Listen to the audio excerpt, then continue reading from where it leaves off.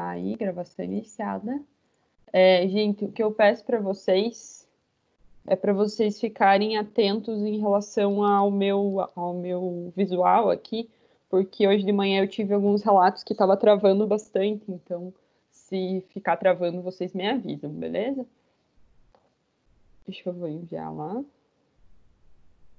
que eu estou iniciando a aula. Joia. Então, pessoal, como é de praxe, tá? Eu vou deixar para vocês aqui o WhatsApp aberto, né? Para a gente ir conversando por ali. Se vocês quiserem abrir o microfone, fiquem sempre à vontade, tá? Para me interromper durante a fala, não tem problema algum.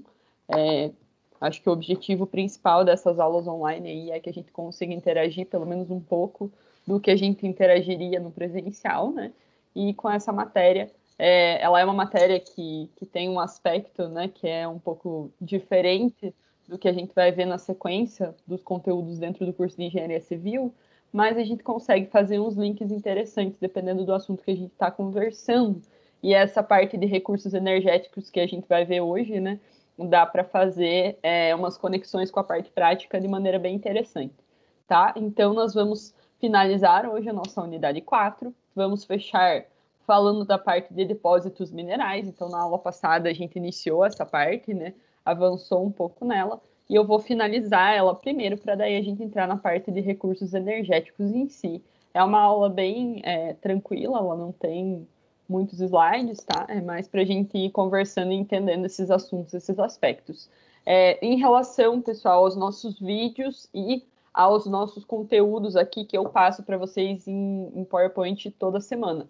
Todos os nossos vídeos, desde que a gente iniciou esse processo de isolamento, né, que foi há alguns meses aí atrás, né, quando a gente iniciou esse processo depois das nossas aulas presenciais, todos os nossos vídeos foram gravados, foram colocados no YouTube e eles estão disponíveis no AVA da matéria, pessoal. Então, em cada sessão, né, na parte aula, tem um vídeo dessa matéria que foi gravado por mim, né? Os 2 primeiros foram gravações de eu sozinha e os próximos são as nossas aulas ao vivo aqui que vocês estavam presentes, né? Igual a gente está fazendo hoje, tá? Tá tudo lá no AVA, tá aqui no nosso grupo também, então se vocês quiserem algum dia específico, tá ali também, dá para vocês procurarem. E se vocês quiserem ir direto no YouTube, me encontrar lá no YouTube também, todas as minhas aulas ficam por lá, né? Cada semana eu vou postando o vídeo da matéria, né, daquela semana. Além disso, pessoal, todos os PDFs dessa matéria estão disponíveis para vocês, inclusive esse aqui de hoje, né, que é a nossa última aula aqui, é a aula 12, se eu não me engano. Isso, aula 12, tá? Já está disponível para vocês ali no OneDrive, então todos os nossos conteúdos, né, vão ficar aí para vocês poderem estudar, vão ficar para vocês conseguirem rever as aulas, então vocês têm uma possibilidade, né, que em outras matérias, em outros momentos aí da nossa vida acadêmica, vocês não tiveram, né, que é de ir atrás da própria aula, rever a própria aula, algum ponto que ficou em dúvida, alguma coisa que ficou meio confusa, vocês conseguem rever a minha explicação, né, através desses vídeos, tá? Então eu já deixei para vocês lá no OneDrive, tá ali na nossa descrição do grupo, neste link, fica todas as nossas aulas em PDF, inclusive a de hoje. E aí, pessoal, nós vamos então finalizar primeiro o nosso assunto de depósitos minerais, que faz parte da seção 2 dessa unidade 4. Vamos entrar neste assunto. Então, na aula passada, a gente começou a falar dos depósitos minerais e conversar sobre os seus ambientes geológicos de formação. Então, o que esses ambientes vão ser, né? Vão ser os locais onde a gente vai ter a deposição de diferentes minerais. E aí, na aula passada, a gente falou sobre alguns desses sistemas e como que eles estão se formando. Então, obviamente, nós temos uma variação de formações geológicas muito grande, né? Nós temos uma possibilidade de composição de minerais aí bem variada dentro do nosso território nacional, tá? E aí, com isso, né, a gente analisa dentro da parte de geologia, dentro dessa ciência de estudo, né, quais que são esses processos de formação e qual que é o depósito mineral que ele vai estar originando, quais que são os processos que levaram para que aqueles minerais em específico estejam se apresentando daquela forma ou de outra forma. E aí, na aula passada, a gente conversou sobre os ambientes que são magmáticos. E além dos magmáticos, a gente falou dos vulcanos exalativos, que é quando a gente tem esses gases que são expelidos ali para a superfície, né? E aí eles fazem essa formação de um depósito mineral em junção com o magma que vem da profundidade, mas já em contato com a superfície. Falamos dos depósitos hidrotermais. E hoje a gente vai falar dos sedimentares e dos supergênicos, que são os que estão faltando para a gente conversar, né, dentro desse assunto dos depósitos, e aí fechar com a parte de recursos energéticos, tá? Então, dentro desses ambientes geológicos que formam os diferentes depósitos minerais que a gente tem, nós vamos falar dos sedimentares primeiro. Nos sedimentares, né, pessoal, então a gente vai ter exatamente isso, aquele processo que vem da formação das rochas sedimentares, que a gente já conversou em outras aulas, que vai ser o quê? Essa transferência, esse transporte de sedimentos até um local onde esses sedimentos vão estar se depositando, vão ficar ali acumulados e vão acabar formando, né, uma região de deposição, de acúmulo de material. E aí, dependendo de aonde que está sendo feita esse transporte, né, e quais são os tipos de minerais que estão sendo transportados nesse processo e que vão levar a esse depósito, a esse acúmulo, que vai gerar esse tipo de situação, que são os depósitos sedimentares, a gente vai ter classificações diferentes. Então, dentro dos depósitos sedimentares, como eles são muito variados, né, e a gente tem possibilidade de transporte de fragmento de diferentes características, faz-se algumas subclassificações. Uma das subclassificações é essa aqui. Então, nós vamos ter os nossos depósitos sedimentares que são do continente, que são continentais.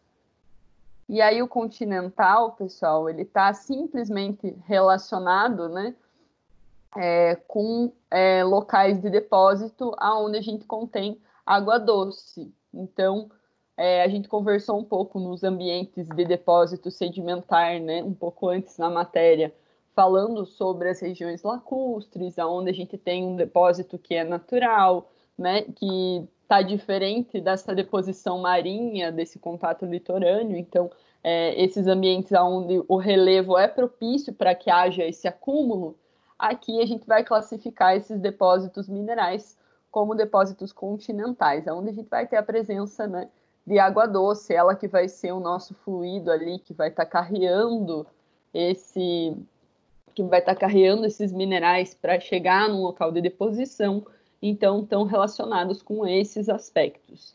Além disso, nós temos o nosso depósito sedimentar, obviamente o marinho, e aí a gente vai ter a ação da água salgada, então é a água salgada que vai fazer esse fluxo, vai carregar esses fragmentos e vai movimentar esses fragmentos até que a gente chegue num local aonde eles vão estar se depositando. Então nós temos a ação da água salgada. O processo, né, pessoal, é o mesmo. Carregar sedimentos de diferentes minerais, de diferentes rochas, né, que já estavam ali produzidos na nossa superfície, e aí esse material vai se transformar pela ação intempérica, vai ser transportado até que ele seja depositado num novo local. E aí, né, dependendo do porte desse acúmulo, dessa deposição, a gente vai ter a formação dos nossos depósitos e vai ter a possibilidade de exploração desse local, né, para que a gente consiga minerais que são interessantes de serem utilizados dentro das nossas indústrias. Então, é com esse objetivo aí que a gente faz essas classificações, para conhecer o processo em si. E ainda nós temos uma terceira classificação, que são os depósitos sedimentares e datogênicos. Nos sedimentares e datogênicos, nós temos a circulação de água entre as rochas. Então, é uma circulação que vai acontecer dentro dos nossos materiais. Ela não vai ser superficial, ela não vai estar relacionada com um fluxo de água específico. são rochas que estão passando pelas regiões de fraturação, pelos próprios poros das nossas rochas, e durante esse processo de fluxo, né, entre as rochas, essa água vai acabar carreando alguns materiais, vai pegar os metais que estão ali disponíveis e são solúveis, e vai acabar levando esse material até um local de deposição final. Então, aqui está relacionado com o fluxo dentro das rochas. Se a gente tiver fraturação, né, nesses locais também. Então, essas fraturas, esses espaços vazios ali, vão ser locais, caminhos preferenciais para a passagem dessa água, né, que vai levando esses materiais que estavam contidos dentro das rochas, que tem essa possibilidade de estarem sendo carreados. Dentro delas. Então, aqui estão os nossos 3 tipos principais de depósitos, né, depósitos minerais sedimentares. Como que eles são formados, né? Qual que é o tipo de fluido que está relacionado com esse aspecto de formação dos depósitos sedimentares. E aí, pessoal, dependendo de qual é a característica dessa deposição, de qual é o tipo de fluido que está passando, né, e formando esses depósitos minerais, se é um fluido marinho, se é um fluido que está mais próximo ali do litoral, não está conectado com a água marinha, mas tem uma certa salinidade, ou se é um tipo de fluido que é mais continental, então que é predominantemente a nossa água doce, ou se eu tenho um ambiente com um pouco mais de acidez, aí isso vai trazer o quê? Diferentes depósitos minerais.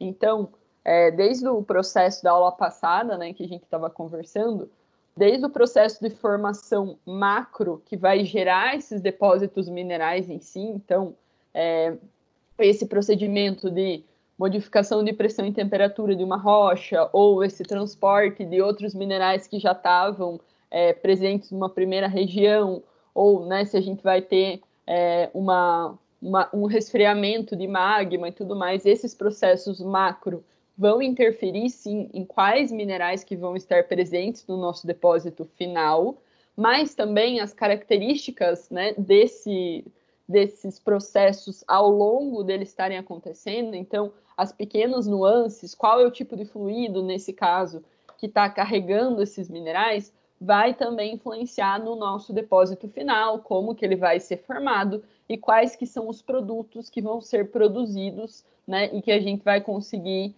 estar explorando aí no final. Então, isso vai variar, e aí tem alguns aqui para vocês analisarem, né, dentro dos depósitos sedimentares. Então, quando a gente fala de um depósito que tem um fluido continental, mas que está próximo da região marinha, está próximo ali, mas não está 100% relacionado com essa região marinha, nós temos a composição de óxidos que vão conectar diferentes elementos químicos. Aqui a gente tem o ferro e o titânio, nós temos diferentes formações de titânio que vão estar envolvidas, nós temos a zirconita aparecendo, temos a monazita, então vão ter alguns elementos químicos que são diferenciados em relação aos elementos quando a gente tem o fluxo de água doce apenas. Então ele dá uma misturada em relação ao que aparece com o marinho e em relação ao que aparece com água doce somente, tá? E aí a gente tem esses elementos que não são tão comuns, né, e que vão aparecer nessa região. Quando a gente tem o nosso fluxo de água doce, que seria tanto o ambiente, né, superficial ali, de escoamento superficial, quanto a parte de precipitação, de chuva, que vai ajudar a carregar esses materiais, e aí vai chegar no local, esses materiais se depositam e formam o nosso depósito mineral final, nós vamos ter materiais que são possíveis de serem solúveis e que vão conseguirem ser transportados durante esse processo. Então, nós vamos ter as partículas de ouro, estanho e até o diamante. Nós vamos ter formações minerais um pouco diferentes, né, que vão estar relacionadas com esse processo do depósito sedimentar. Quando a gente tem ambientes um pouco mais áridos, então, a gente tem a presença de um gás ali que está evaporando, que está trazendo uma certa acidez para essa situação. Nós temos a formação de alguns outros elementos, né, alguns outros minerais, e um deles que vai aparecer é a presença do lítio. E o lítio ele é bastante estudado, pessoal, na nossa área de construção civil. Ele era utilizado em alguns estudos para estar reduzindo uma manifestação patológica bem conhecida, que é o RAA. Ele já não é mais tão utilizado assim, porque ele tem uma certa toxicidade para o ser humano, e a gente não tinha nem equipamento e nem formas de estar utilizando ele de maneira segura, né? Então, ele foi descontinuado desse tipo de utilização, mas a gente ainda está fazendo estudos com ele na área, né? Todos os profissionais que trabalham com essa parte de construção civil, para conseguir aplicar ele em outro formato, né? E tudo mais. Então, esses depósitos minerais também são utilizados dentro da nossa área. E aí, para fechar, no nosso ambiente marinho, nos ambientes marinhos, a gente vai ter a formação de materiais que tem a junção de vários metais, né? Similar ao que está aparecendo aqui, nesta lateral aqui. Opa. Então, nós temos depósitos minerais que vão ter a presença de vários materiais metálicos ali no seu interior, que vão dar aquele brilho que a gente conhece, aquele brilho metálico, né, que a gente já conversou em outras aulas e que fica bem aparente. E aí estão alguns dos metais que podem aparecer e vão estar depositados aí no fundo do nosso oceano. Então, nós temos o ferro, o manganês, o níquel, o cobre, o chumbo pode aparecer também. O cobalto pode aparecer, são diferentes tipos de minerais metálicos que vão estar ali presentes quando a gente fala do ambiente marinho. Por quê? Porque o fluido vai ser propício para que consiga carregar esses materiais e consiga depositar eles, né, nessas regiões, nesses depósitos minerais finais.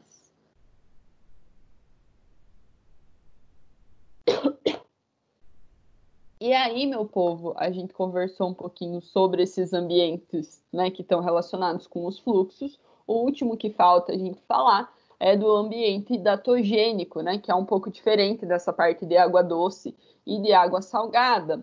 Aqui no hidatogênico a gente vai ter uma passagem, um fluxo de água, né, entre as nossas rochas. Então, pelos espaços entre os poros, pelas fraturas que estão acontecendo rocha a rocha, a gente vai tendo essa passagem de água, esse fluxo, e vai transportando o material até chegar no depósito final. Então, essa deposição, né, vai trazer diferentes minerais também que vão ser produzidos, né? Nesse tipo de sistema, nós vamos ter a presença, então, do chumbo e do bário,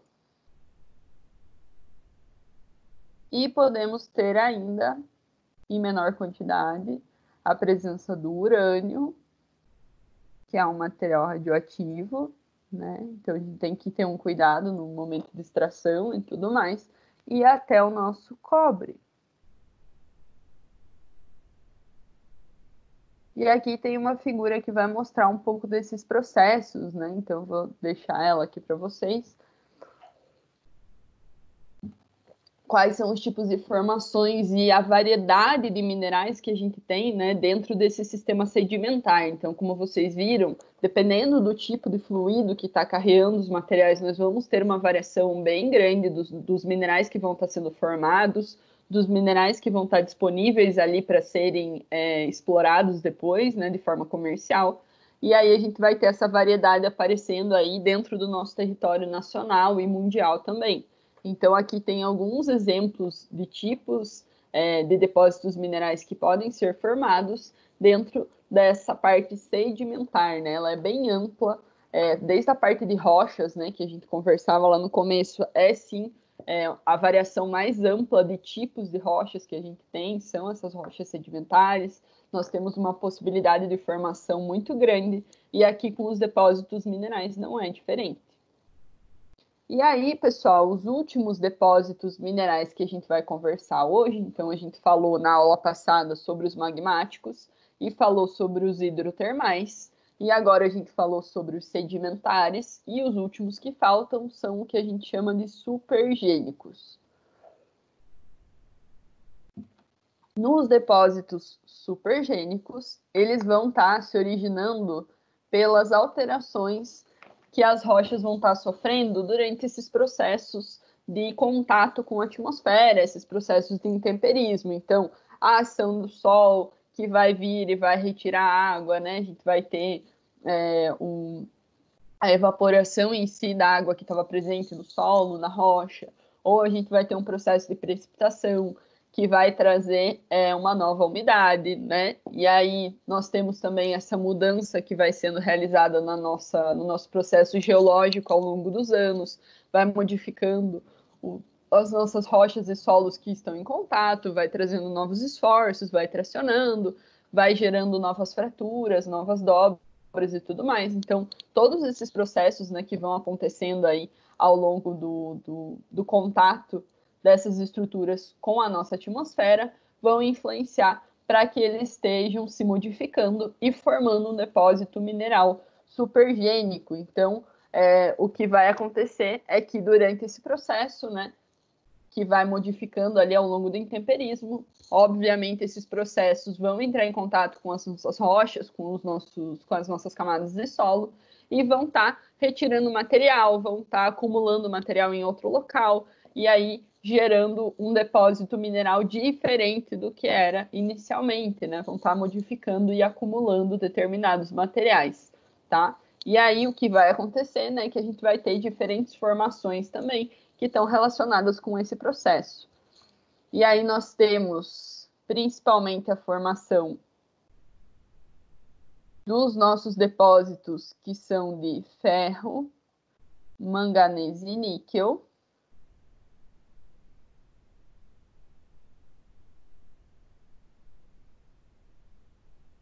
E os outros depósitos, que são os mais conhecidos, são os de alumínio e os que contêm algum material, como os sulfetos, né? Quando a gente fala de sulfetos, a gente está falando da junção de enxofre com ferro, tá? Opa, deixa eu escrever aqui. Sulfetos, Fe, S2. Beleza? Então a gente vai ter o quê? Diferentes depósitos que vão estar sendo formados. Essa mudança em relação ao intemperismo vai gerar a formação de novos depósitos que vão ser modificados em relação ao que eles eram inicialmente. Então, esses minerais vão ser formados, vão ser acumulados em outro local, vão modificar um pouco a sua aparência química, né? Vão trazer uma nova composição. Um exemplo que acontece é o lance dos sulfetos, né? Os sulfetos, eles têm o nosso material original ali, que vai ser o ferro e enxofre, e essa combinação, essa produção desse material, né, vai ser em relação a essas reações que vai ter tanto com o ar quanto com a presença de água. Então, isso gera algumas reações químicas e os sulfetos vão estar ali presentes, vão ser formados, vão estar disponíveis para que esse processo mineral esteja acontecendo, né, e a gente consiga utilizá-los depois. Então, eles vão estar aparecendo nesse formato. E aí, pessoal, dentro desses sistemas supergênicos, obviamente, a gente vai ter variações de processos que vão estar acontecendo, vamos ter as formações de diferentes minerais e a presença de diferentes elementos que vão ser interessantes da gente estar explorando na sequência, tá? E aí, quando a gente tem esses depósitos minerais que contêm sulfetos ou ainda que contém a presença de ouro, né? A gente vai ter essa ação aqui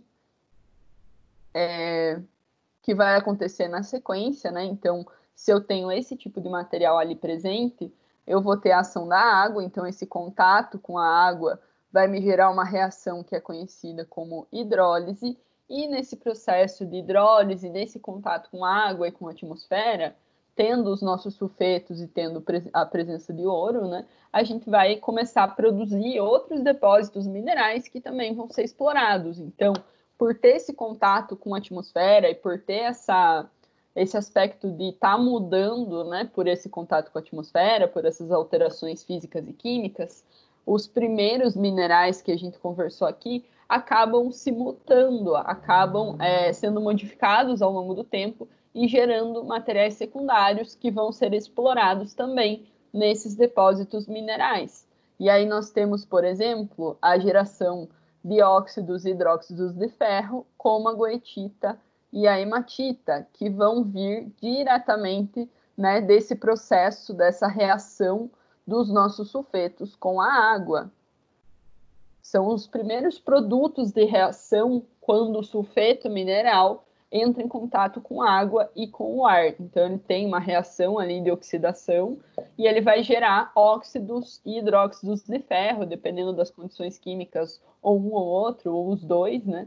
Dependendo de como que ele está presente ali.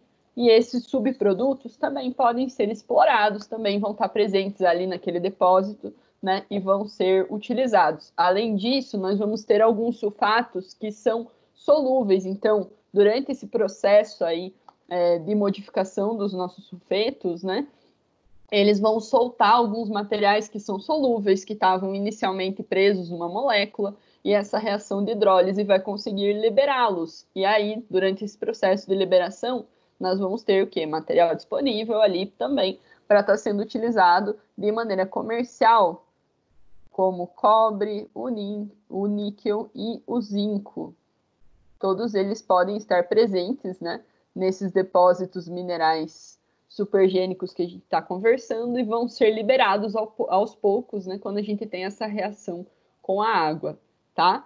E aí, aqui na parte de baixo, né, dependendo da região onde a gente está nesses depósitos minerais, ela vai ter alguma composição diferenciada, porque cada região vai ter uma pressão e uma temperatura de formação, e isso vai gerar, assim, também um mineral diferente, vai gerar, né, elementos que não estariam presentes de outra forma, vai aprisionar alguns elementos específicos, tá? E aí nós temos algumas parcelas que vão estar sendo apresentadas. Então, o que a gente chama aqui de duricrosta, que é o local onde a gente vai ter esses materiais aprisionados, né?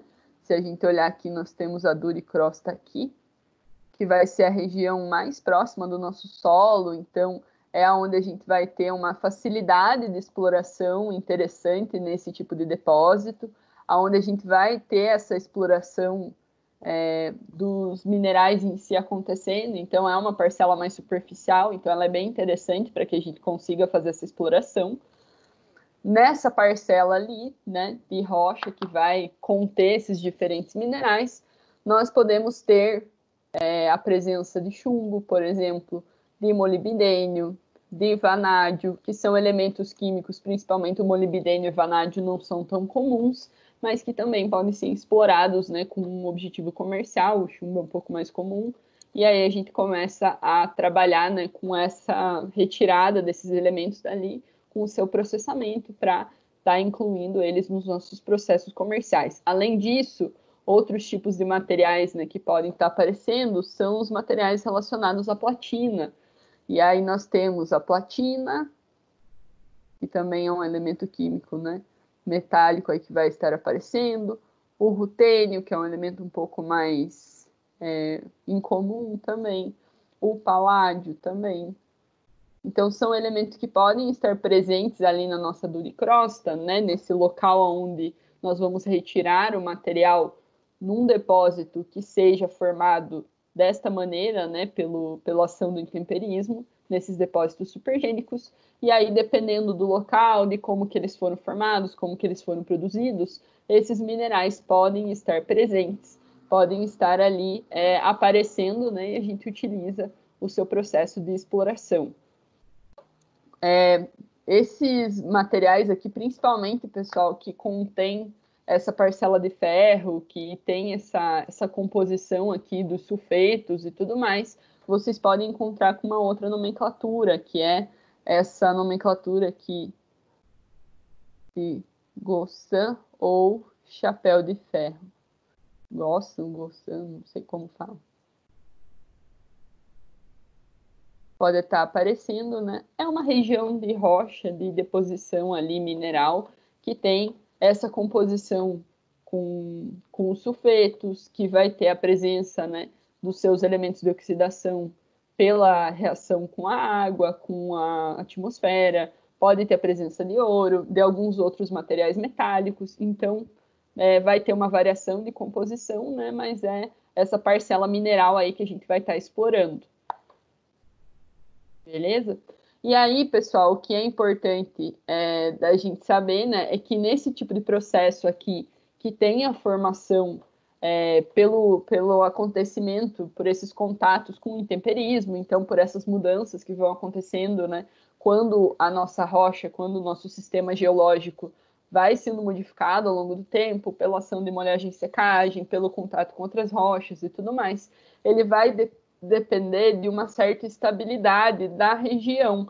Então, eles são depósitos que são bem específicos para estarem acontecendo, tá? Para que eles aconteçam, né, esse tipo de processo, nós temos que ter essa estabilidade macro da região. Então, a sua placa tectônica, a sua região tectônica, não pode estar se modificando com tanta frequência, não pode ter essa instabilidade de movimento, né? A gente precisa que seja uma área mais estável. É só assim que esse tipo de depósito acontece, tá? Se eu não tiver esse tipo de depósito, se eu não tiver esse tipo de estabilidade nessa região, nós vamos ter uma interrupção desse processo de fluxo e desse processo de modificação, né, dos nossos minerais. Então, acaba não acontecendo esse tipo de deposição se a gente tem uma região que tem uma placa tectônica muito instável, que tem uma conexão entre placas muito próximas, é um processo lento, que demora, né, essa modificação demora, esse novo acúmulo demora, essa formação desse tipo de depósito leva tempo, e para isso a gente precisa de uma estabilização nos movimentos que são maiores, para que esses movimentos menores, essas pequenas mudanças relacionadas ao intemperismo, acabem acontecendo, tá? Então, é o último tipo de depósito, ele é, sim, mais específico de estar ocorrendo, ele faz parte, né, das nossas formações de depósitos no geral, mas ele tem algumas particularidades em relação a como ele é formado, né? Ele não é tão abrangente e tão fácil de estar acontecendo como os nossos depósitos sedimentares, por exemplo, que a gente acabou de falar, né? Então, nos sedimentares a gente tem uma possibilidade muito grande, pode acontecer em qualquer local, né? Pode estar acontecendo enquanto outros movimentos estão rolando. Aqui nos supergênicos não, ele está relacionado com esses movimentos menores e para isso o resto tem que ficar parado. Beleza? Galera, então, em relação aos depósitos minerais, que é a nossa seção 4.2, o que eu tinha para passar para vocês, né, de mais importante era isso. O que eu quero que fique enfatizado nessa parte, porque é, assim, uma parte extremamente teórica, e ela tem muitos termos e traz um aspecto, né, de mineral aí muito amplo, né, fala de vários exemplos e tal. O objetivo principal dessa parte de depósitos minerais é que a gente entenda que tem diferentes processos de formação de depósitos, e é por isso que a gente tem uma variedade tão grande de minerais. Cada pequeno processo, além do processo grande de como esse depósito se formou para gerar o que a gente conhece hoje, né, nas nossas pedreiras, por exemplo, né, essa disponibilidade de material que aqui é diferente, eu ando mais alguns quilômetros, já vai ser outro tipo de formação geológica. Eu tenho essas modificações muito grandes em pouco espaço, porque cada tipo de fator vai estar gerando uma nova situação, vai estar trazendo um mineral diferente. Se eu tenho uma pressão e uma temperatura diferente naquela rocha, é outro tipo de mineral que vai ser formado. Se eu tenho a passagem de uma água ali dentro da nossa rocha que tem um aspecto mais ácido, ela vai carregar um tipo de material. Se ela tem um aspecto mais básico, ela carrega outro tipo de mineral. Então, nós vamos ter uma possibilidade, né, de ter esses minerais que são explorados muito grande.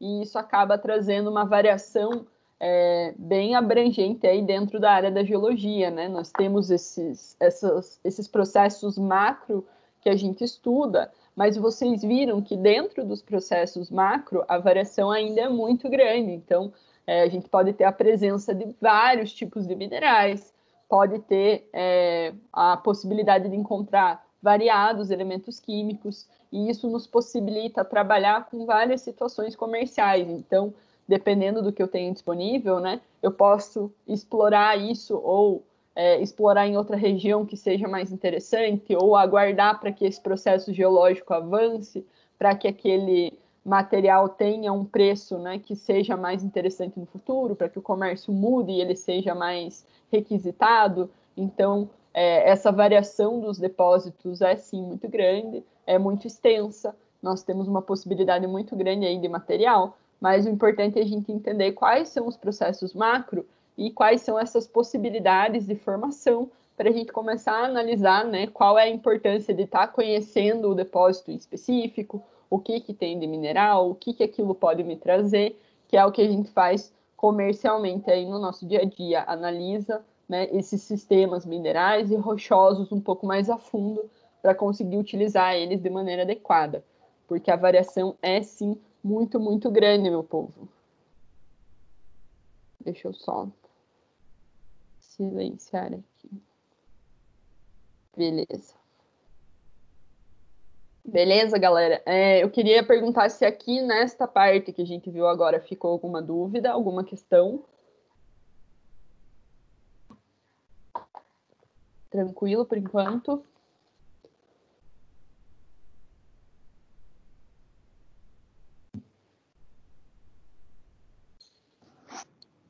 Tranquilo, professor. Bastante coisa para a gente prestar atenção. São tópicos mais teóricos, né? Acho que dentro dessas últimas unidades que a gente teve, que foi a parte de hidrologia básica, e que foi a unidade 3, e esta aqui, né? Que é a nossa parte de recursos energéticos, essa aqui é a aula mais pesada.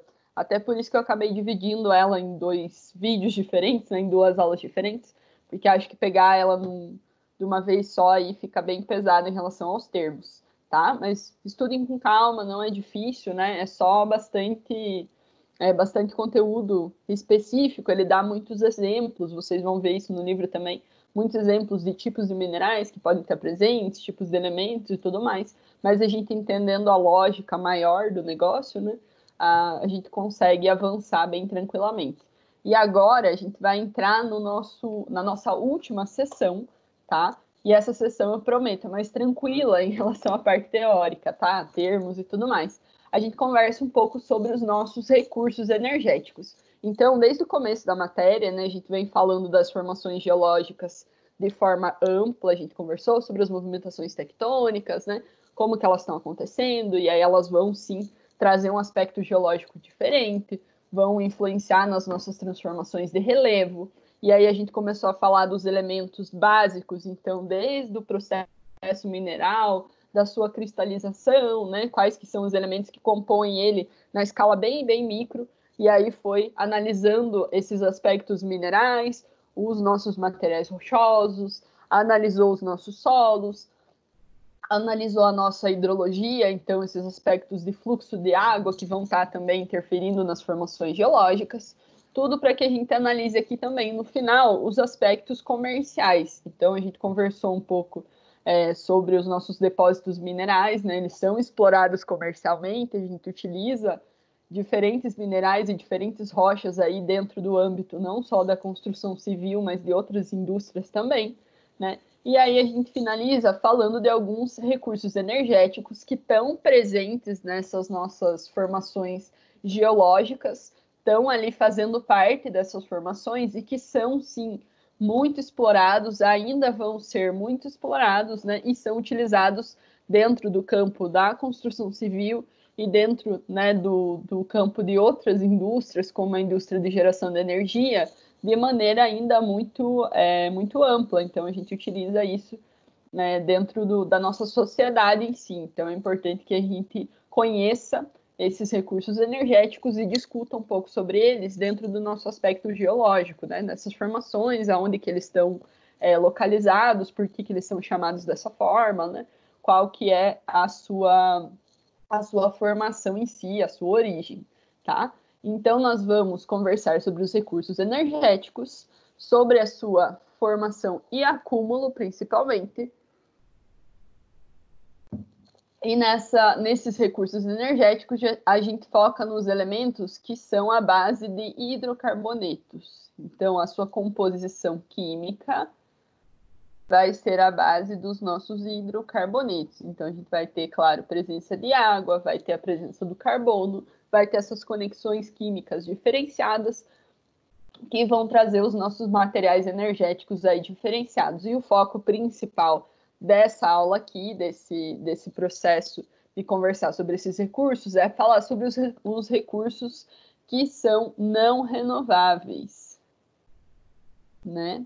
Que são os que a gente explora aí bastante dentro do nosso sistema industrial, dentro, né, da nossa sociedade. Então, eles ainda são muito explorados, nós temos um conhecimento técnico para fazer essa exploração que já consegue vencer essas barreiras geológicas, né, e chegar aonde estão localizados esses recursos. E, além disso, a gente tem uma rede de produção que já conhece esse recurso, já sabe fazer esse processamento, já funciona, já é difundido o conhecimento e é direcionado ali para diferentes tipos de utilização. Então, sim, né, esses recursos não renováveis ainda são muito explorados e ainda vão continuar sendo muito explorados dentro da nossa sociedade. E aí vamos conversar sobre eles. O primeiro é o nosso carvão mineral. Então, o nosso carvão mineral, como a gente sabe, ele é um recurso, né, que vai estar presente ali nas nossas formações geológicas, é uma das nossas principais fontes de energia. Ele tem uma aplicação de fonte de energia ainda muito grande, né, dentro das indústrias. Tá? Já foi, né, nas últimas décadas, a maior fonte de energia, né, o que a gente utilizava primeiro. Agora a gente já tem energias que são mais limpas, né, que a gente utiliza e explora. Mas a utilização do carvão ainda é muito presente, né?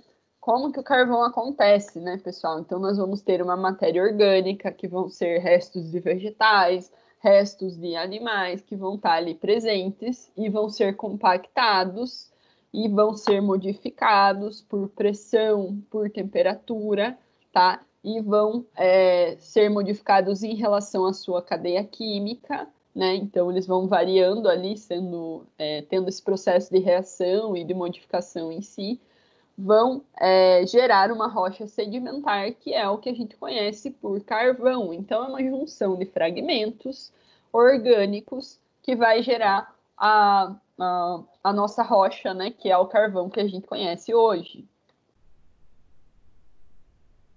Então, são materiais principalmente orgânicos, tá? Então, o que acontece? A presença, né, de pressão e temperatura vai compactar esses materiais orgânicos que estão ali dentro das rochas ou, né, em uma parcela ali de solo e tudo mais. Então, a presença, né, desses sistemas de pressão de outra rocha que está na lateral ou o aumento de temperatura naquela região, né, pelo contato com algum vapor de magma, alguma coisa nesse sentido, vai acabar consolidando esses materiais orgânicos e gerando essa rocha que a gente conhece como carvão, tá? E claro, essa matéria orgânica, ela pode acabar se modificando com o tempo e gerando outros materiais? Pode, com certeza. Um exemplo é a tal da celulose. Se a gente tiver outras combinações de pressão e temperatura, né, essa cadeia de hidrocarboneto do carvão pode se modificar, a gente pode ter a geração de celulose, por exemplo, que é um outro tipo de material químico, né, que pode estar ali presente nessa região, tá? Tudo relacionado com essa matéria orgânica original. E aí, pessoal, então, como a gente tem essa modificação, né, que vai se realizando para que a gente chegue no carvão, nós temos, claro, algumas etapas, desde o processo de acúmulo inicial, que é quando a gente tem a presença da matéria orgânica em si, até que a gente chegue no carvão em si, no final ali, no material final que a gente está vendo aqui nessa rocha. E aí nós temos algumas etapas, que são os chamados estágios formativos, que é aquele grau, né, onde o nosso carvão vai evoluindo aos poucos da sua matéria original até que ele chegue no que a gente conhece e utiliza, tá? Então, começa primeiro pelo acúmulo superficial da matéria orgânica. Então, nós vamos ter restos de folhas, restos de gravetos, restos de galhos, fragmentos menores, né, de outros tipos de materiais orgânicos, até material animal entra aí na conta também.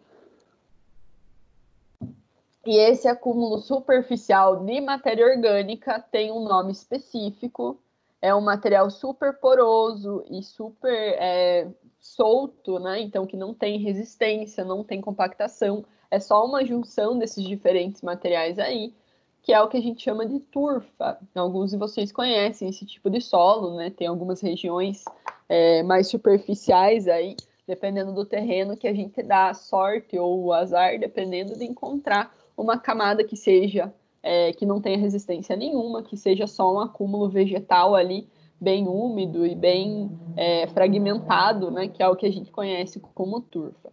No próximo estágio, esse material, essa turfa que está ali presente, esse acúmulo de matéria orgânica, vai ser comprimido, tá? Então, ele vai ser comprimido tanto pelo fluxo de água que está sendo passado, até, né, pela evaporação de outros gases e outros materiais que estão presentes nos solos próximos, nos materiais vegetais próximos, e vão entrar em contato com esse material ali orgânico, vão aos poucos modificando ele, e vamos ter um enriquecimento de carbono. Então, a sua cadeia ali química, né, vai ter uma quantidade de carbono aumentada, vai aumentando aos poucos, né? Vai evoluindo esse tipo de material. E aí a gente tem uma nova formação, que é o que a gente chama de lignito. É a segunda etapa no processo de formação do nosso carvão mineral. O lignito, né, vai estar ali presente e normalmente nós vamos ter algumas camadas que vão ser depositadas acima do lignito. Então, ele vai para profundidades mais baixas, vamos ter camadas rochosas ou de solo que vão sendo depositadas acima dessa camada, vão formando, né, um novo processo geológico ali, vão dando um peso, vão compactando essa camada que já estava pronta, ela vai sendo modificada aos poucos, e aí ela gera o que a gente conhece por carvão betuminoso.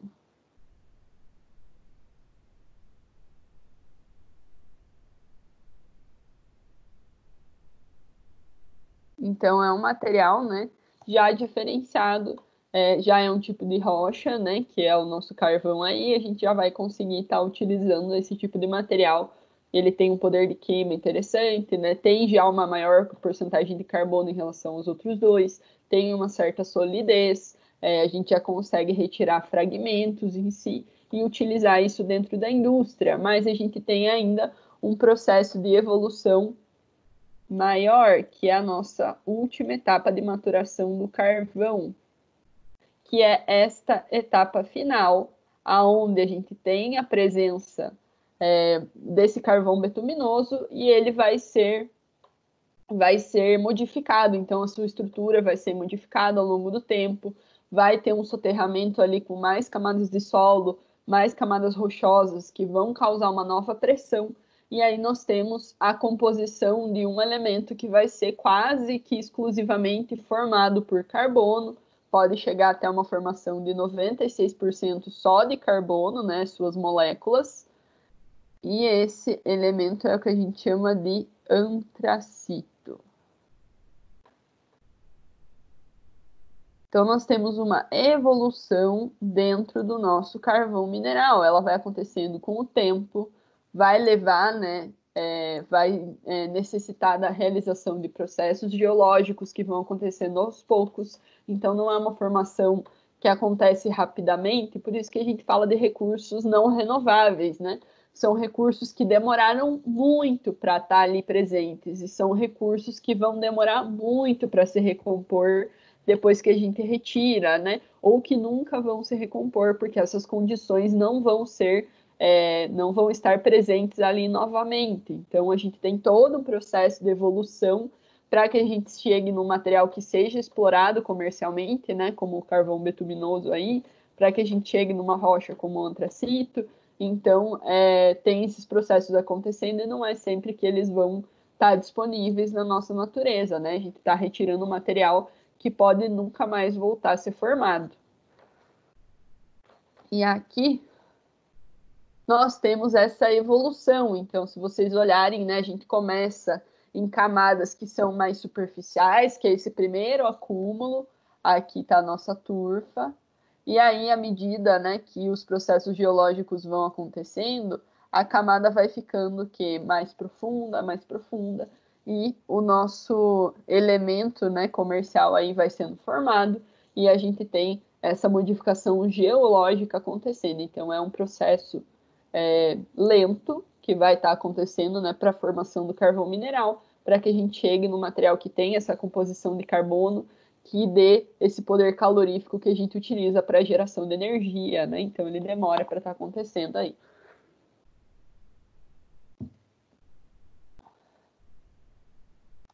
Beleza? Além do carvão mineral, a gente vai conversar sobre outros dois sistemas aqui, que são o petróleo e o gás. E daí a gente já fala um pouquinho das suas aplicações. O petróleo e o gás também são recursos que são não renováveis, que vão estar presentes nos nossos sistemas geológicos, né? Não vão ser de fácil formação, eles são sim limitados e a gente acaba explorando eles para utilizar em diferentes situações dentro da indústria. Deixa eu só silenciar aqui. Tem uma turma ali fazendo um negócio.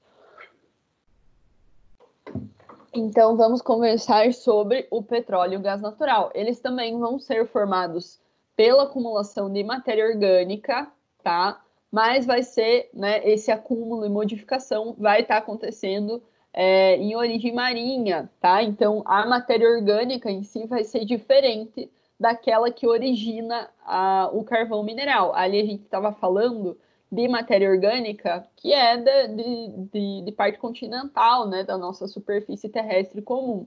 Aqui, as matérias orgânicas que vão estar gerando tanto o petróleo quanto o gás natural possuem origem marinha.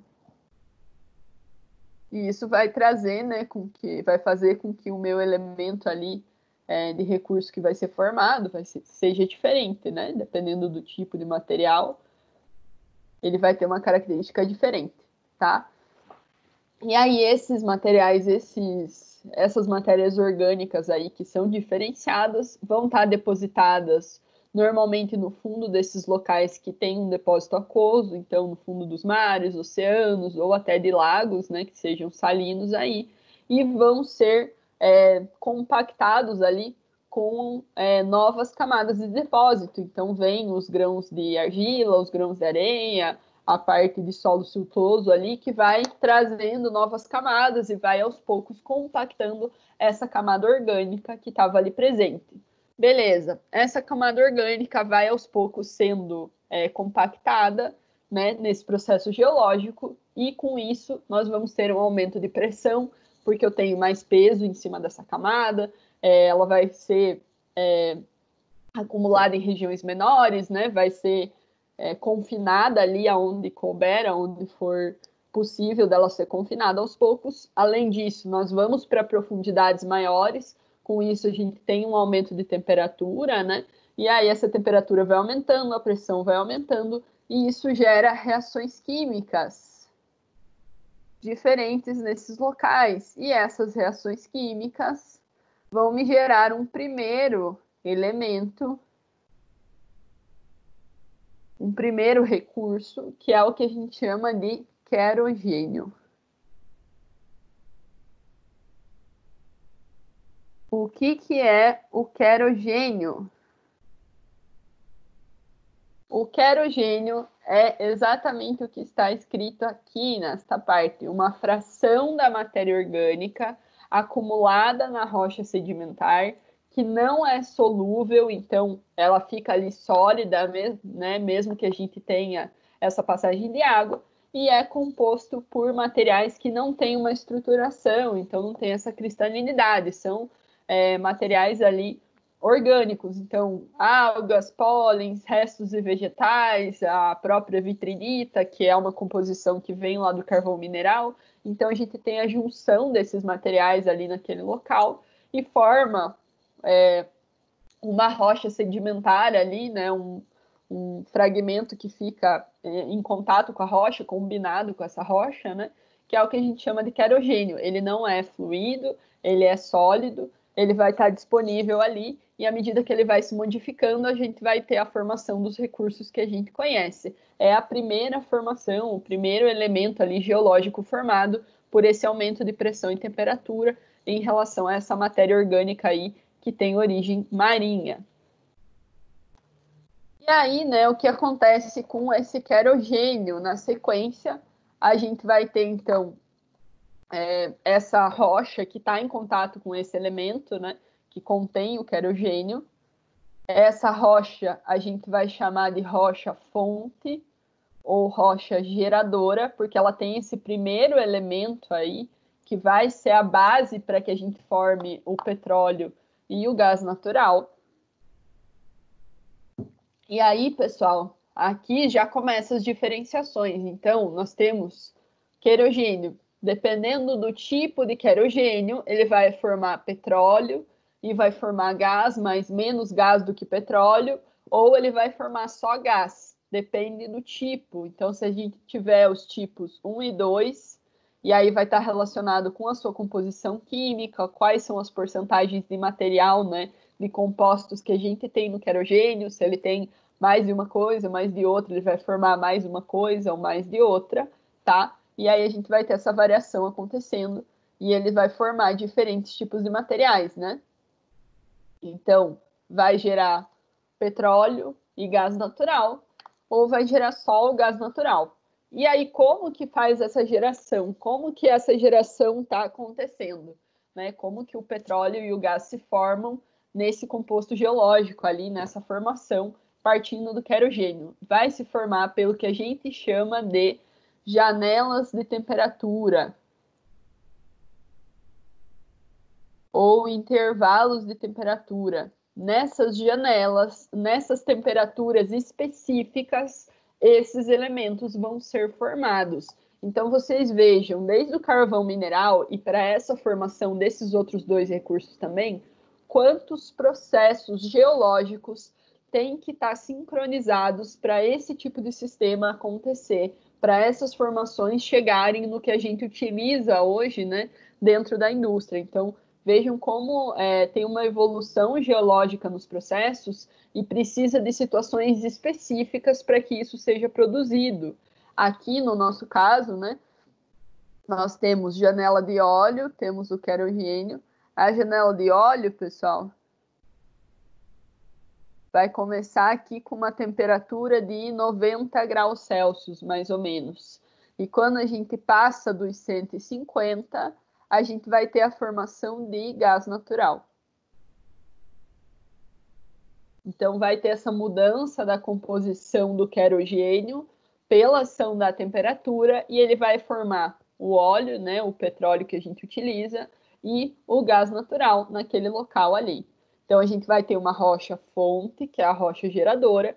Essa rocha tem o querogênio, vai ter ação da temperatura, pode estar formando petróleo e um pouquinho de gás, ou pode estar formando só o gás, dependendo da janela de temperatura que está acontecendo. E aí nós vamos ter, depois que esses sistemas são formados, eles são fluidos, né? Então o gás natural é um gás, o petróleo é um líquido, eles vão se deslocar para regiões de menor pressão. Então eles vão escapar dessa rocha fonte e vão chegar numa rocha adjacente, numa outra rocha ali, aonde eles vão ser absorvidos, aonde eles vão estar em contato com uma rocha nova. Esse processo de deslocamento aí desses materiais formados até uma rocha adjacente é o que a gente chama de migração primária. E esse sistema de migração só vai parar quando a gente tiver uma barreira, quando tiver uma rocha que não permita essa passagem do fluido, óleo ou do gás natural. Então, quando eu consiga, quando o meu processo geológico, né, os elementos geológicos ali não permitam mais essa passagem, tá? E aí ele vai parar, né, onde tiver finalizado esse fluxo. E aí o que acontece? Normalmente, né, esse material ele vai então passando, ele vai atravessar as rochas que são adjacentes e vai para onde? Na rocha que conseguiu absorver esse material, porque a próxima não consegue, não tem uma permeabilidade, não possibilita essa passagem. Então, normalmente nós temos a presença de petróleo e gás natural em rochas com alta porosidade e alta permeabilidade, porque elas conseguiram absorver todo esse material, né, e manter ele ali nos poros.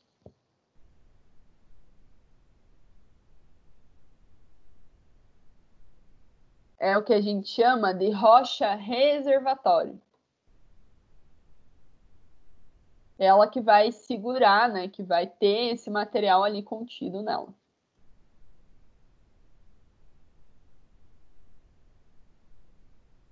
E aí, alguns exemplos aqui para vocês de rochas que são reservatórios, né? São os nossos arenitos ali que tem uma composição de quartzo, porque eles têm uma porosidade elevada, né? Entre os grãos ali dessa rocha, e eles têm uma permeabilidade elevada também, então eles permitem a passagem de material, né, entre os grãos de maneira facilitada. O calcário, quando ele está com um alto processo de fraturação também, a gente tem espaços ali vazios que permitem essa passagem de material, que possibilitam esse acúmulo, né? E aí essas rochas viram rochas reservatórios para esse tipo de recurso energético, como o petróleo e o gás natural. E aí, além da rocha reservatório, a gente vai ter, então, na parte de cima, normalmente, a rocha que a gente chama de selante, que é a rocha que não vai permitir a passagem. É ela que criou essa barreira e não deixa esse material, né, chegar até a superfície ou chegar até a próxima camada. Então, é uma rocha que a gente chama de selante. Esta rocha selante vai logo acima, né, do local onde esses materiais ficaram acumulados e vai ter baixa ou quase nenhuma porosidade e permeabilidade. Então, são rochas super fechadas que não permitem que esse material continue caminhando, continue migrando, né? E daí tem alguns exemplos aí, como o argilito, né, que tem essa composição super homogênea ali entre os grãos e não possibilita essa passagem, tá? Além disso, pessoal, não só a presença dessas rochas diferentes, mas a sua própria formação geológica, então, a sua configuração de relevo em si, como que essas rochas estão se conectando umas às outras, também vai fazer diferença, porque esses materiais vão ficar aprisionados, tá? Vão ficar presos, né, num local como a gente está vendo aqui. Então, a gente tem aqui, ó, esta parte de baixo aqui é a nossa rocha-fonte, que tem a presença do querogênio, ele está ali, né, com essas condições de pressão e temperatura, ele vai ser modificado e aí ele vai gerar o petróleo e o gás. O que acontece, né, depois desse processo? Ele vai passar, esses materiais vão passar por uma rocha reservatório, vão ficar conectados com ela, linkados com essa rocha reservatório. E aí eles vão passar até onde eles conseguirem, né? São materiais fluidos, né, que têm uma facilidade de fluxo. Enquanto não tiver alguma coisa para barrar eles, eles não serão barrados. E aí surge o papel da nossa rocha selante, que vai segurar, né, esse material e não vai deixar que ele passe.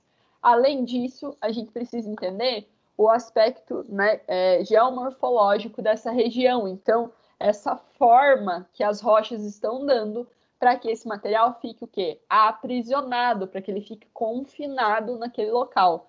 Então, nós temos aqui, ó, né, se vocês foram ver, é essa composição aqui que gerou uma caixinha para esses materiais, para esses recursos. E aí nós temos aqui o gás aprisionado na parte de cima, porque ele é mais leve, e o petróleo aqui na parte de baixo.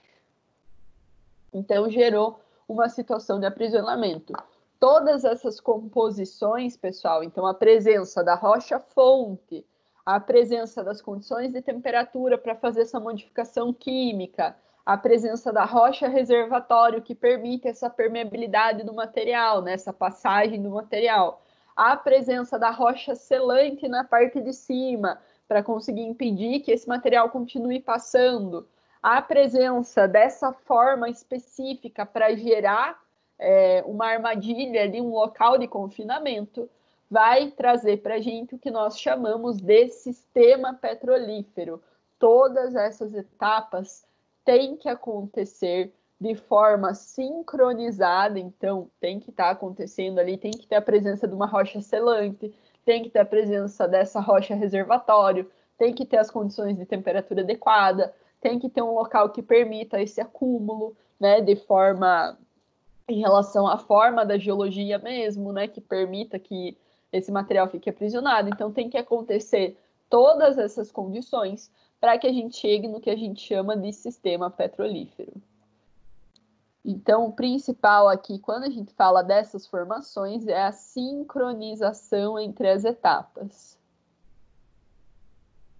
São processos geológicos, pessoal, super complexos e que delimitam, né, a formação desses recursos, por isso que eles são considerados não renováveis e têm que ser considerados assim, porque eles demoram, sim, milhares de anos para estarem ocorrendo, eles precisam de situações específicas de temperatura para serem gerados, né? Tem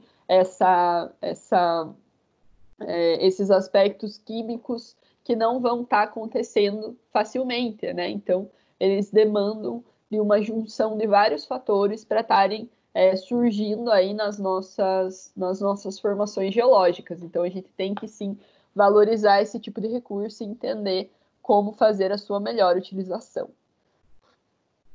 E aí eu trouxe para vocês aqui algumas das nossas aplicações dentro da construção civil, antes da gente falar dos recursos que não são convencionais.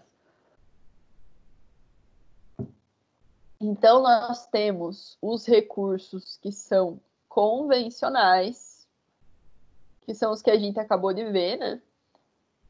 Carvão mineral, petróleo, gás natural, são recursos que a gente conhece mais, que já tem um sistema de exploração conhecido, tem um sistema de aplicação mais conhecido dentro das indústrias, né, que vão estar utilizando esse tipo de material.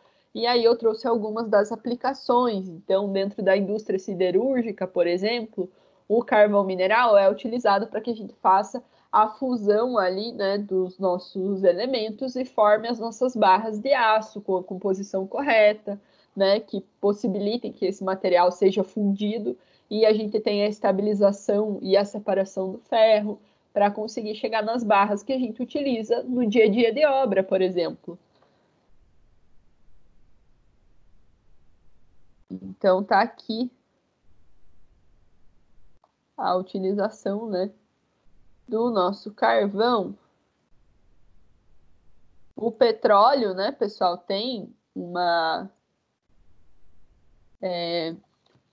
um sistema de aplicação muito, muito amplo. Então, nós temos um sistema de processamento, né, de refinar esse petróleo e assim ele vai produzindo diferentes produtos aí que são utilizados dentro de todas as indústrias. Então, desde o diesel, a nossa gasolina, os diferentes tipos de óleos que são derivados aí do petróleo. E um dos tipos de materiais, né, que a gente utiliza dentro da construção civil é o nosso material com a composição betuminosa. Então, a utilização da nossa camada de capeamento, né, do CAP, concreto asfáltico de petróleo. Então, a utilização desse material, né, e dos seus produtos ali na nossa construção civil está presente dentro de uma das maiores áreas aí da engenharia, que é a parte de pavimentação. A gente utiliza isso diariamente para fazer a construção, né, das nossas vias, para fazer a sua manutenção em si. Então, é um recurso que nós utilizamos o tempo todo, além de todas as outras aplicações aí que estão inclusas no petróleo.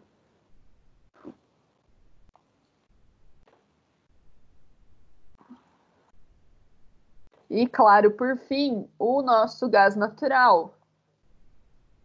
O gás natural, pessoal, também, ele é um material que é utilizado dentro dessa parte de recursos energéticos também para geração de energia e tudo mais. E uma das aplicações que eu acho bem interessante para o uso do gás natural é o de aquecimento de água. Então, tubulações já comerciais e até algumas residenciais, né, já utilizam essa tubulação, já tem uma distribuição pública de gás natural, e aí a gente faz essa conexão para que esse gás sirva como um sistema de aquecimento da água fria, né? E para que isso, para que esse material aí sirva, né, durante esse processo de aquecimento para gerar água quente que a gente utiliza dentro das nossas residências, dentro dos edifícios comerciais. Então, esta tubulação também está crescendo cada vez mais, né? Esse tipo de sistema, e tem uma ampla utilização em vários campos, e inclusive no campo da construção civil também. Tá? Eu trouxe alguns exemplos aqui, só para a gente dar uma pincelada de como que eles são utilizados aí dentro da nossa área especificamente, né? Mas a gente sabe que a aplicação desses recursos é bem ampla, né? Bem grande. Então, a gente conversou sobre 3 tipos de recursos, que são recursos convencionais, que são os mais conhecidos, que a gente já tem esses processos de aplicação bem difundidos e tudo mais. E agora a gente vai conversar sobre alguns recursos, eu vou dar uma pincelada, eles são vários, né? Eu não vou entrar a fundo em nenhum, mas são recursos não convencionais, então são fontes alternativas que também são utilizadas para a geração de energia, principalmente, e podem ser processados para outras utilizações, mas que eles necessitam de uma técnica diferenciada para extração, que é um pouco mais difícil, que é um pouco mais cara, que pode ser até pela exploração de outros pontos do sistema. Então, eu tenho um sistema petrolífero um pouco diferente do original, né? Como que a gente estava vendo antes, que precisa daqueles elementos específicos. Quando eu tenho uma variação daquilo, eu já tenho a formação de um outro tipo de recurso, ou até ainda quando eu tenho uma formação geológica diferenciada, que gera um recurso que não pode ser explorado dessa forma aqui, que é explorado de maneiras diferentes, né? Então, a gente tem a presença desses novos recursos aqui, que são os recursos que são utilizados para geração de energia, mas não são os convencionais. Eles também, pessoal, também são recursos não renováveis, né? Que também vão estar acontecendo com situações geológicas específicas, de pressão, temperatura, de local de acúmulo, que vão estar sendo explorados aí pelo homem para que a gente consiga a geração de energia e tudo mais, mas que também não vão estar sendo renovados de maneira tão simples, que precisam de uma situação específica para estar ocorrendo. Eu vou falar de alguns para vocês aqui. E aí a gente começa lá com o nosso shale gas ou o gás de folhelho. O gás de folhelho, pessoal, ele é um gás natural que vai ser acumulado em formações de baixa permeabilidade. Então, ao invés dele estar acumulado, do gás estar acumulado numa rocha reservatório que é super porosa e super permeável, igual a gente viu ali com o nosso petróleo e com o gás natural, ele vai estar acumulado numa rocha que tem uma permeabilidade bem baixa, então que não possibilita essa passagem. Ele não conseguiu fazer essa migração completa, então não tem esse processo de migração, tá? E aí, como que a gente vai conseguir extrair esse tipo de gás? Esse tipo de gás, ele é extraído por fragmentação, então a gente tem que atingir aquele maciço rochoso para chegar nesse tipo de recurso. Então, são utilizados equipamentos mecânicos, né, para conseguir ir fragmentando essa rocha bem pouco permeável ali aos poucos e liberar esse gás que está ali aprisionado, ou ainda pela injeção de água. Então, a gente utiliza muitos e muitos litros de água, com a presença de alguns aditivos que sejam solventes, que sejam ácidos, e faz um jato sob pressão ali para ir fracionando, fraturando essa rocha e liberar esse gás para fazer a sua utilização. Também é um gás, né, que pode ser utilizado aí para geração de energia e tudo mais. Outro tipo de gás é o daqui de baixo. Também é similar, né, a esses sistemas de aprisionamento um pouquinho diferente. É um outro gás, então é o Tide Sand Gas. A gente tem alguns que têm tradução e outros que não tem, porque a gente não tem uma exploração grande aqui no Brasil, tá? Não tem essa presença, né, desse tipo de sistema, e aí acaba ficando com o nome em inglês ainda, né?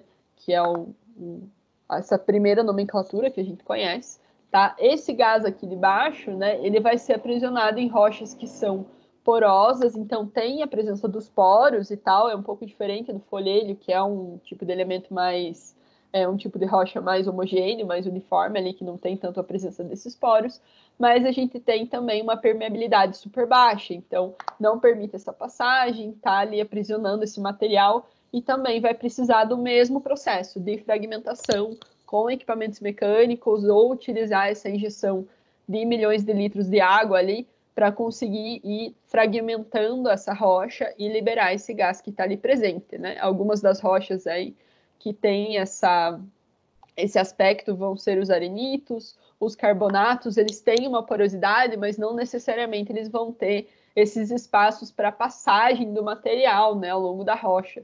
Ele pode ter poros que são desconectados, e aí a permeabilidade está lá embaixo. E aí a gente tem só o aprisionamento ali, não tem a passagem desse sistema.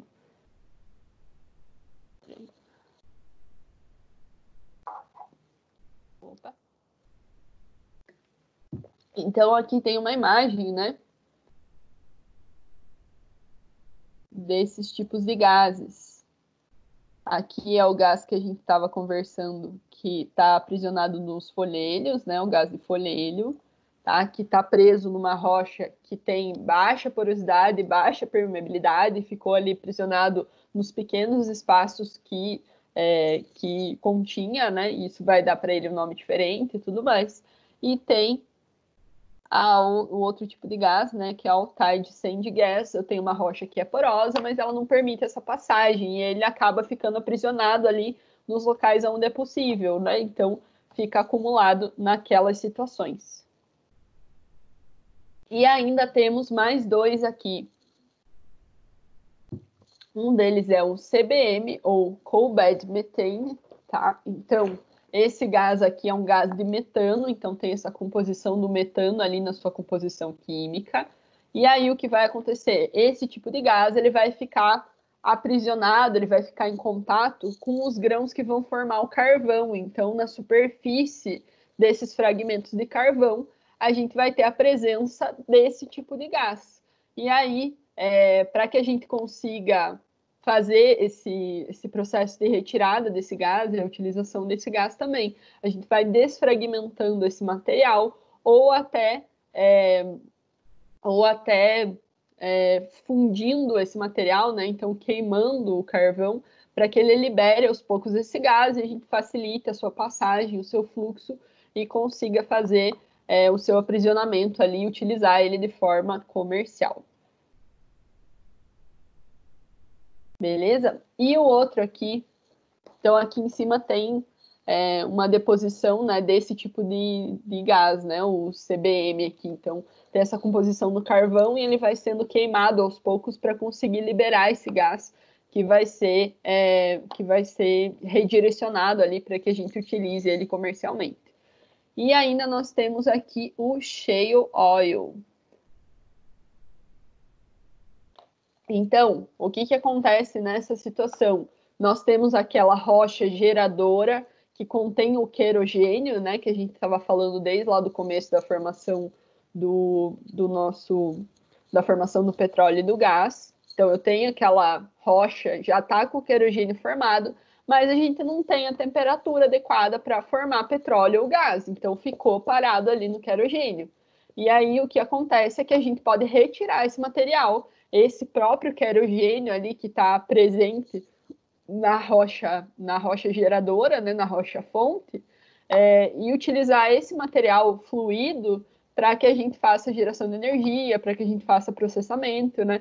E utilize esse material porque ele vai ter uma composição similar ao petróleo, né, que viria depois, porque ele ainda não chegou a atingir, né, esse processo de formação do petróleo, mas ele tem uma composição similar e pode ser utilizado nesse processo. Então, a gente faz essa retirada do querogênio da rocha-fonte. Como que faz essa retirada? Pelo processo de queima. Então, faz a queima dessa rocha aos poucos, para que o querogênio, ao invés de ficar sólido, comece a ter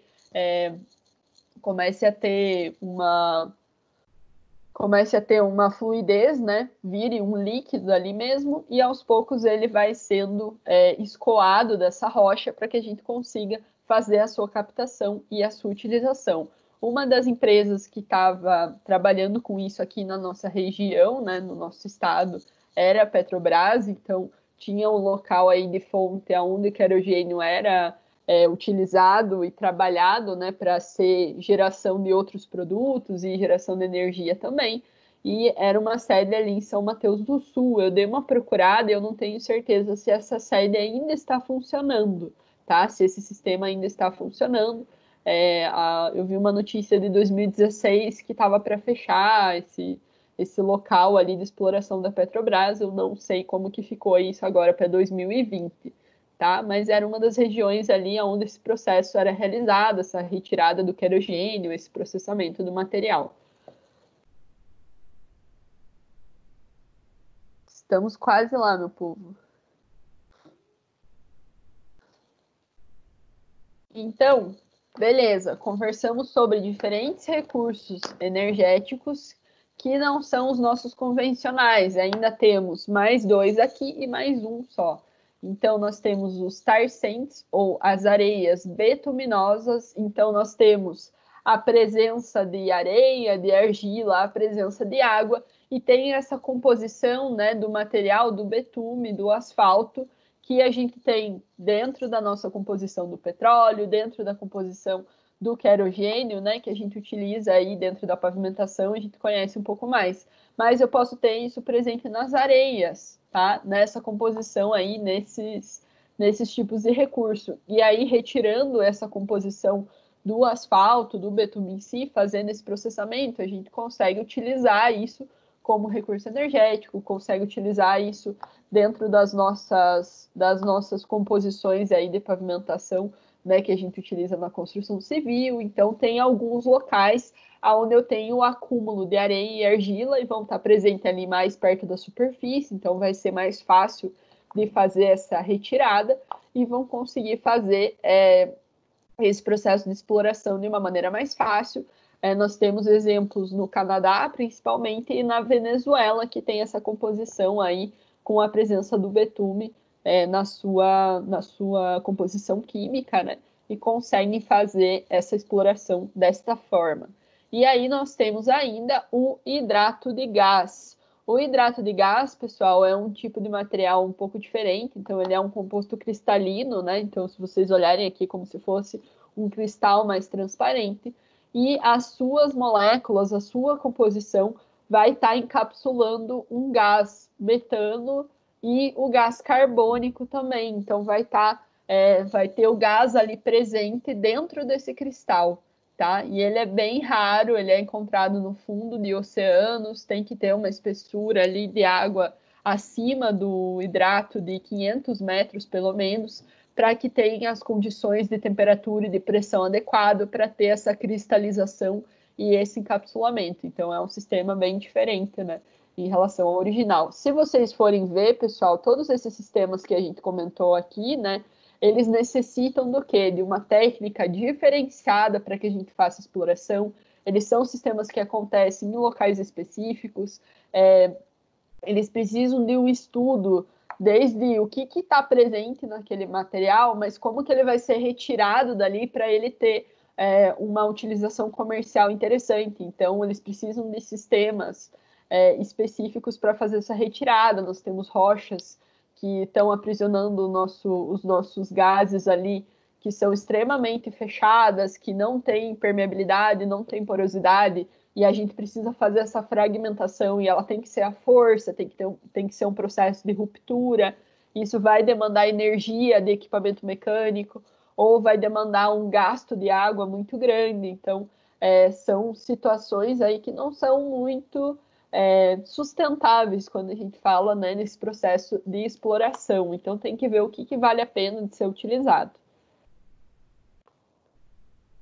Aqui a gente está falando de processo de queima também, a gente vai ter geração de gases nocivos para o ambiente e tudo mais. E aqui, né, nessa parte dessas explorações, então, aqui também a gente vai ter um processamento, né, desse material para liberar o material asfáltico ali que está presente junto com as areias, junto com a argila, também vai demandar um processo de queima, de separação específico. E a parte do hidrato de gás, né, é um material que está nas profundidades, em profundidades bem amplas. É interessante a gente ir atrás desse material, ele compensa na geração de energia, entendeu? Então tem a presença desses recursos que são diferentes, mas não quer dizer que a sua exploração seja eficaz, né, de maneira comercial, ou seja completamente necessária. É mais para a gente conhecer as possibilidades dentro das formações geológicas.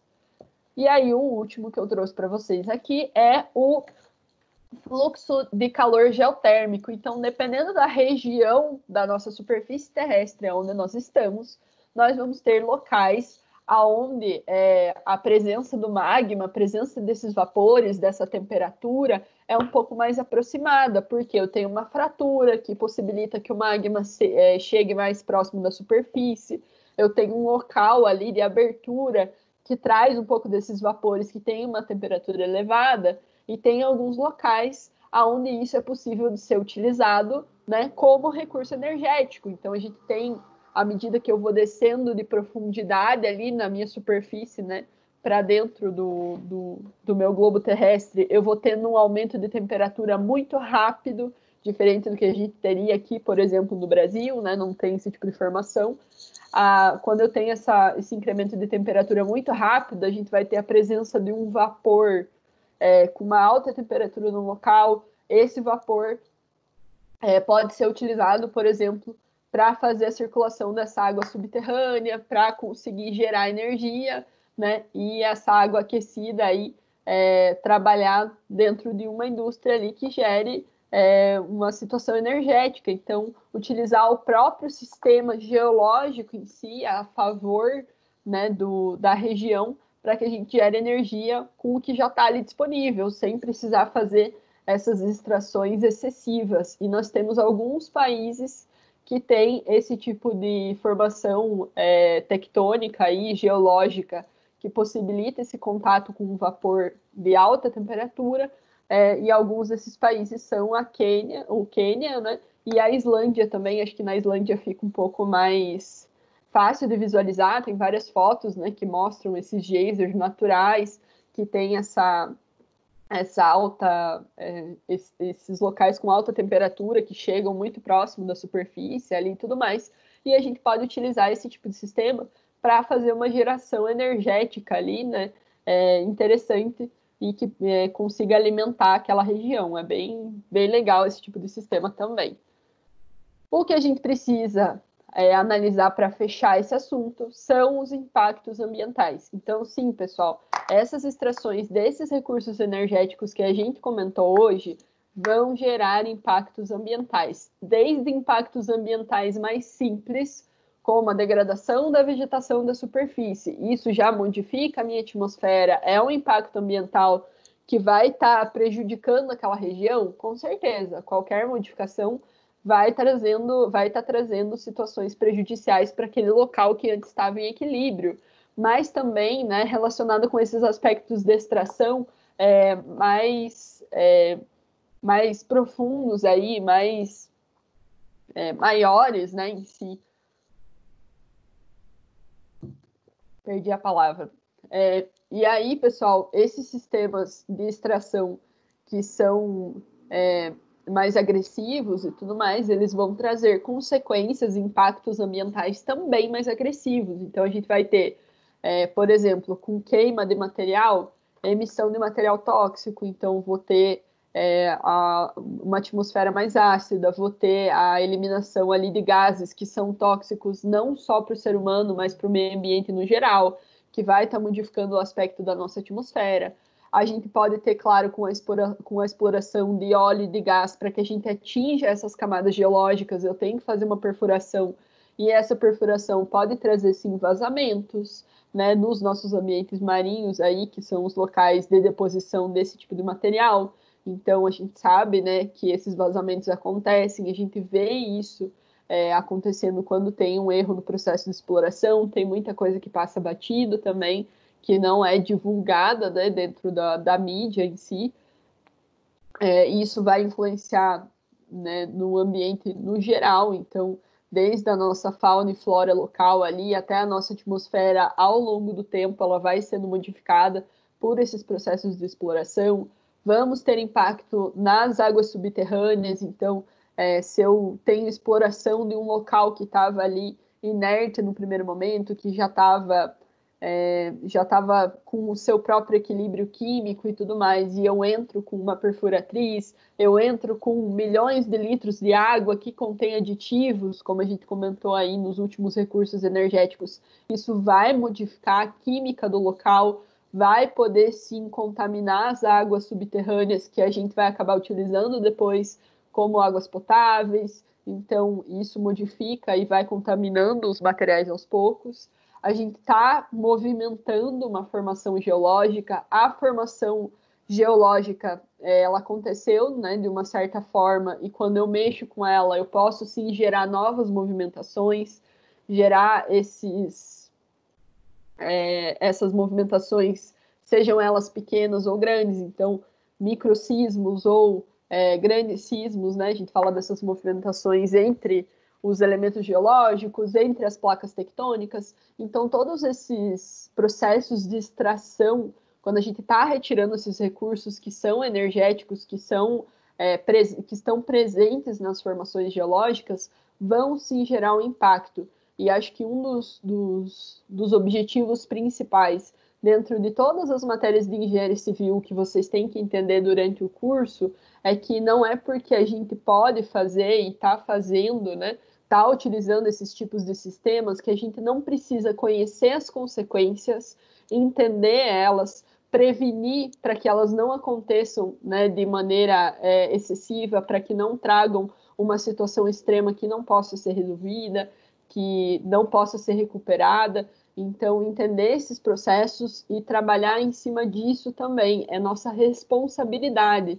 Não é só a gente estar utilizando o recurso energético, mas é entender o que essa perfuração, essa captação vai trazer para aquela região, vai trazer para aquele ambiente, porque isso reflete no que a gente vê no dia a dia, no que a gente está recebendo aí do mundo também de volta. Então, tem que ter essa consciência, principalmente quando a gente fala de formações aí tão macro, né, que a gente não analisa o quanto de processos que tem que acontecer para gerar uma situação dessa, quanto de tempo que demora para a gente chegar nos recursos energéticos que a gente tem hoje.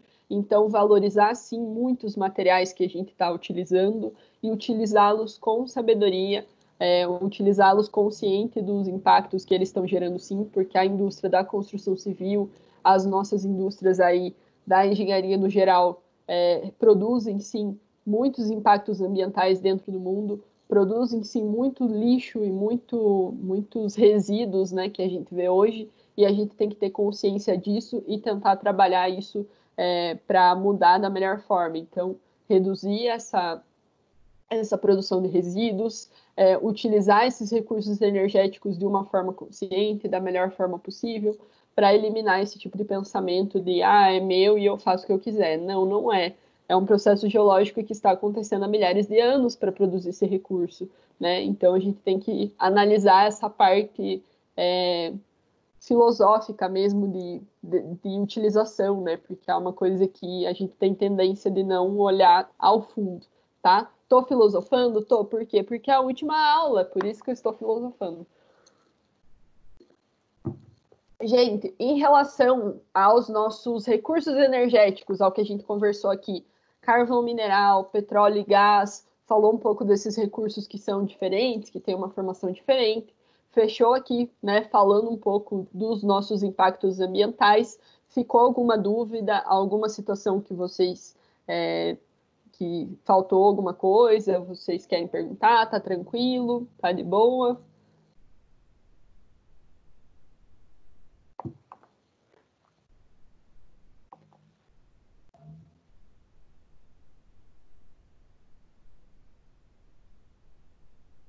Deu para entender? Ainda ficou confuso?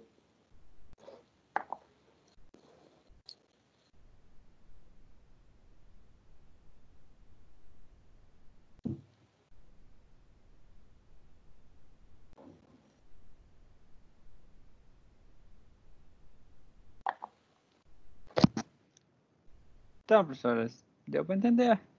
Deu? Aqui deu tranquilo.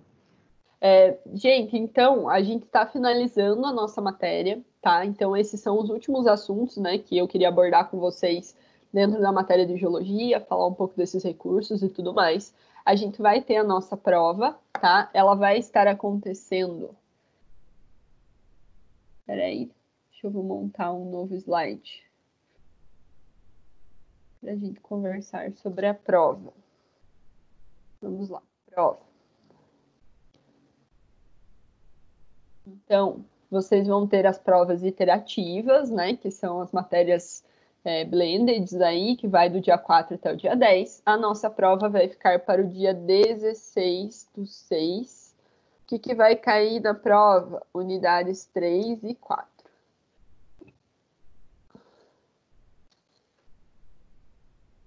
Tá? Unidades 3 e 4, a nossa prova vai ser online, pelo AVA, aquele sistema de sempre, né, pessoal, que vocês fizeram na avaliação 1, tá? O mesmo sistema. Vai ter questões múltipla escolha.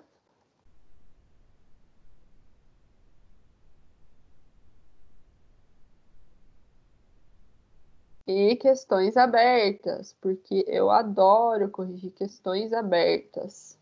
E questões abertas também. Qual que vai ser o esquema, pessoal? Vocês viram como que foi a minha primeira prova? O esquema é bem parecido, eu não mudo, não dificulto a prova, nada disso, tá?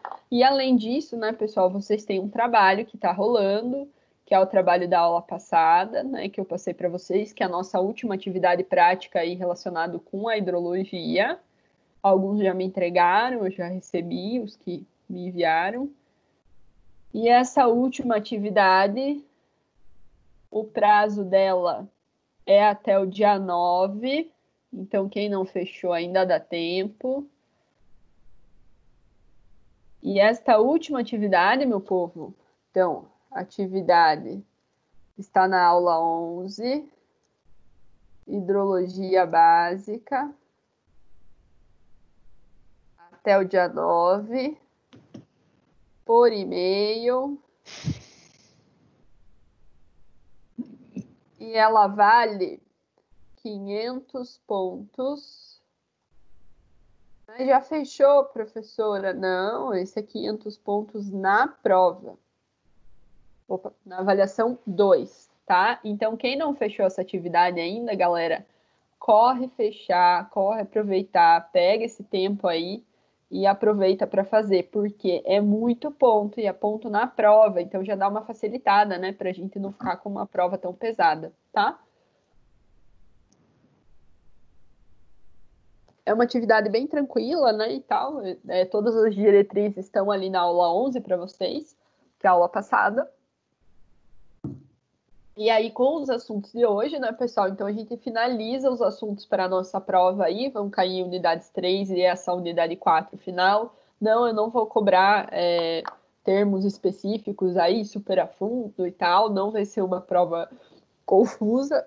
Eu vou tentar facilitar os exercícios ao máximo em relação a isso, né, para a gente entender essa lógica completa. Vocês viram como foi a minha primeira prova, né, bem naquele estilo, tá? E o que eu peço para vocês, então, eu vou passar para vocês, assim que eu souber mais alguma diretriz da prova, se tiver alguma modificação, eu passo para vocês ali no grupo. o que eu peço para vocês? Utilizem as aulas, pessoal. Vocês têm a possibilidade de ver os vídeos novamente, tá? Não precisa, claro, ver o vídeo inteiro e tal da aula, mas pontos que vocês fiquem em dúvida e tal, vocês têm as aulas gravadas comigo, né? Então, dando a matéria. Então, se ficar alguma dúvida, utilizem as aulas. Isso não só para a prova, mas para os exercícios também. Então, estou fazendo o exercício da aula 11, não entendi o que é para fazer. Vai no vídeo, olha lá, tem toda a explicação. Então, vocês têm essa possibilidade, utilizem ela nesse momento, tá? No geral, pessoal, então, a gente está finalizando essa matéria aqui, né? E aí fica a nossa prova e o nosso exame.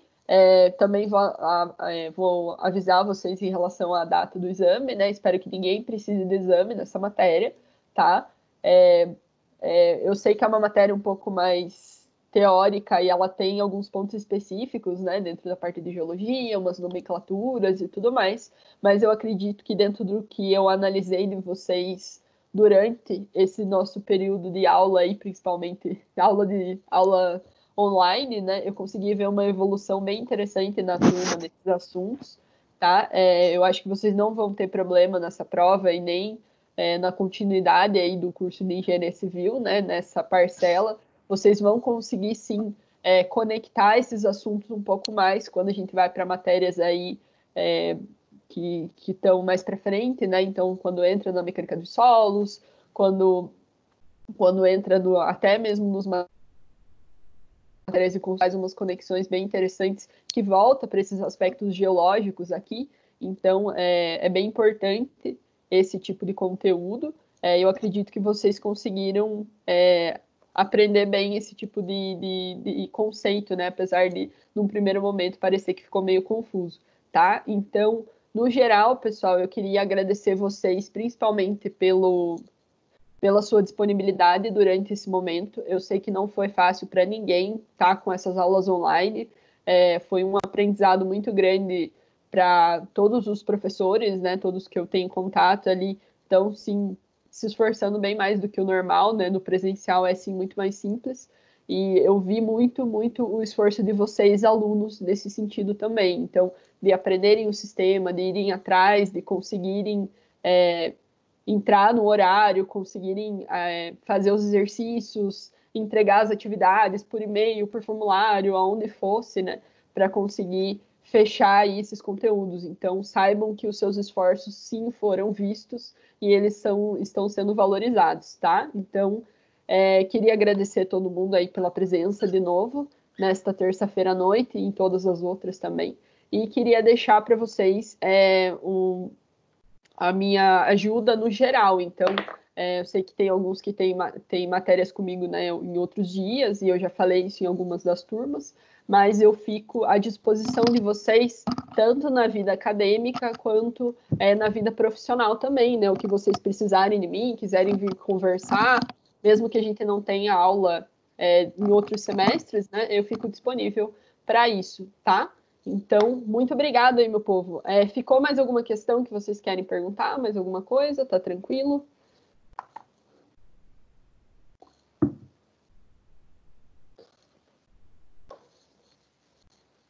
De boa?